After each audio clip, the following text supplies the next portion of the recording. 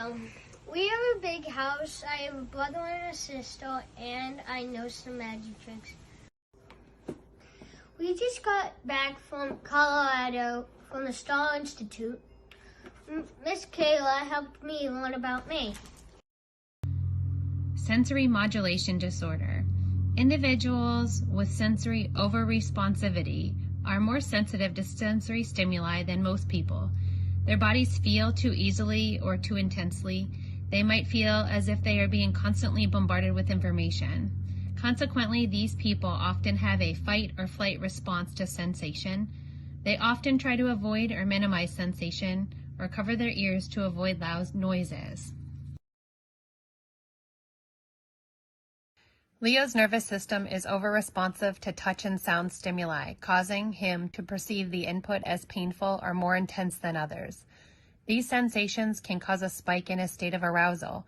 He is bothered by certain clothing textures and their positioning. Leo works hard to stay regulated throughout the day. While over-responding to a variety of sensory input, although others may not always see the signs that he is bothered, the input compounds to his overall regulation. If he is already on the edge from other challenges during the day, he may look as though he has become upset over something seemingly small. Sensory discrimination refers to the process whereby specific qualities of sensory stimuli are perceived and meaning attributed to them. It is understanding accurately what is seen, heard, felt, tasted, or smelled. Individuals with sensory discrimination disorder difficulties have problems determining the characteristics of sensory stimuli. Individuals with poor sensory discrimination may appear awkward in both gross motor and fine motor abilities and or inattentive to people and objects in their environment. They may take extra time to process the important aspects of sensory stimuli. Leo does not accurately interpret and distinguish sensory information from his muscles and joints. This is his proprioceptive system, as well as his position and movement, or his vestibular system. He does not receive timely and accurate feedback to his body about his position in space and about his body within the environment.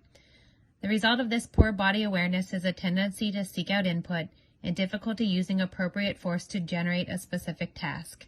Leo runs, jumps, and crashes in an attempt to provide himself with input to feel more regulated. However, his inefficient interpretation can cause him to be overexcited after unstructured or fast movement. He gets more active following input and becomes more impulsive. Many children with challenges understanding how their bodies are physically feeling are also unable to recognize how they are emotionally feeling. Leo's difficulty discriminating sensation from his body translates into poor body awareness. Because he has difficulty interpreting sensory signals from his body, he is not accurately identifying his internal physiological cues that when he is becoming overwhelmed before it builds to the point of explosion. Leo then has difficulty knowing what he can do and requires more support from others in these moments. Sensory-based motor disorder can be broken down into dyspraxia, or a motor planning problem, or a postural disorder. Praxis is the process by which we generate an idea or ideation. We figure out how it's going to occur, sequencing and planning, and actually executing the physical activity.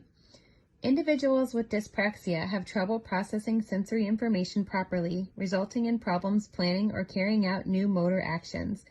They may have difficulty in one or more of the following: forming the goal or idea, planning a sequence of actions, or performing new motor tasks.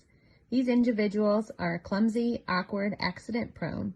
They may break toys or have poor skills in ball activities or other sports, or have trouble with fine motor activities. They may prefer sedentary activities or try to hide their motor planning problems with verbalization or fantasy play.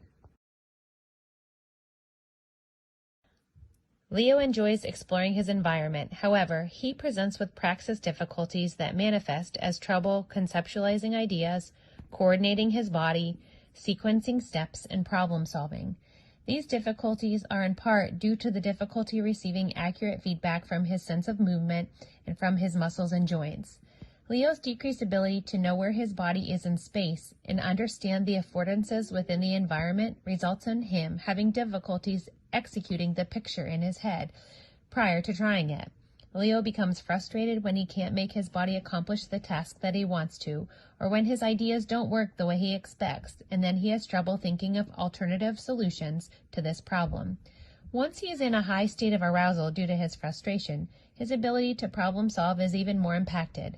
Because these skills are not automatic for Leo, he has to spend extra effort to think through each action, body movement, or step in a sequence. Therefore, he may become more defensive or more avoidant when he encounters challenging tasks.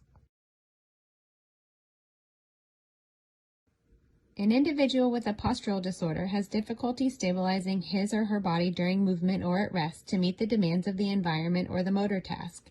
When posture is good, the person may reach, push, or pull and has good resistance against force. Individuals with poor postural control often do not have the body control to maintain a good standing or sitting position. Leo presents with decreased postural stability and control. Postural ability provides a base of support to stabilize and coordinate both sides of his body for controlled actions to cross the midline. It is the foundation for the development of gross motor and fine motor, which all require refined movements. Leo has a lower muscle tone overall with minimal muscle definition. Leo's hands shake as he works on fine motor tasks that require more stabilization. He is likely recruiting much more energy while completing tasks that require more stabilization.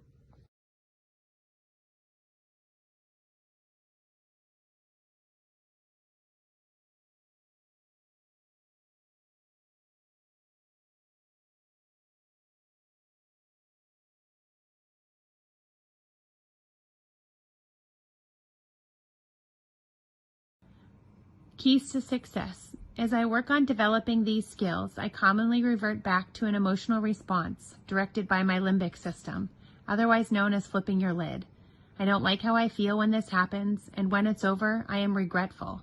My self-view has already suffered a greater negative consequence than any punishment you could think of enforcing.